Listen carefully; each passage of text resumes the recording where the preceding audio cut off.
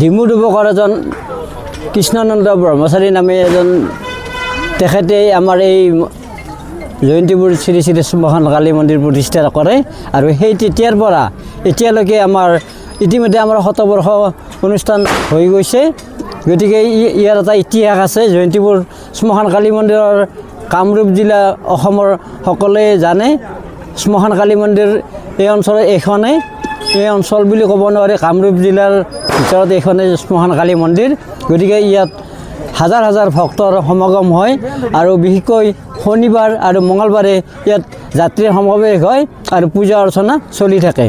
গতিকে ইয়াত যদি আমি উন্নয়ন কৰিব পৰা নাই, চৰকাৰৰ ফালৰ পৰা আমি বিশেষভাৱে ইয়াত অনুদান পোৱা নাই। সামান্য অনুদান দিছে যদিও আমি পুৰণি মন্দিৰ হিচাপে আমি ইয়াক প্ৰতিষ্ঠিত কৰিব পৰা নাই।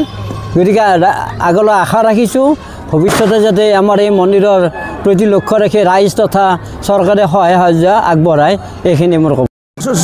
শ্ৰী শ্ৰী জয়ন্তীপুৰ শ্মশান কালী মন্দিৰৰ পূজা ভাগত এইবুলি আমি পূজা ভাগ ভালদৰে কৰি আহিছোঁ, পালন কৰি আহিছোঁ। সমূহ বহুত ধৰণৰ যাত্ৰী আহিছে ইয়াত আৰু অহা মঙলবাৰে আমাৰ সন্ধিয়া নাম পৰিৱেশন আছে।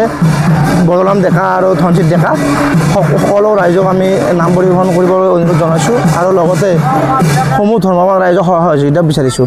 115তম শ্যামা পূজা ভাগ আগবঢ়াব ওলাইছোঁ।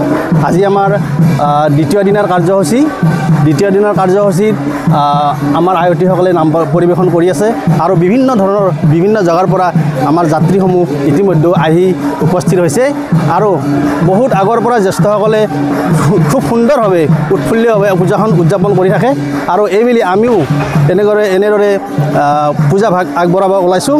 গতিকে সমূহ ৰাইজৰ উপস্থিতি আৰু সহায় সহযোগিতা আমি শ্ৰদ্ধাৰে কামনা কৰিছোঁ। এই মন্দিৰটো অতীজৰে পৰা খুব সুন্দৰভাৱে মানুহে যাত্ৰীসমূহ আহে, সুন্দৰভাৱে পূজা পাতাল কৰি সুন্দৰভাৱে গুচি যায় আৰু ইয়াৰ পিছতে আমাৰ ৰাতি 12 বজাত বলি প্ৰথা আৰম্ভ হ'ব।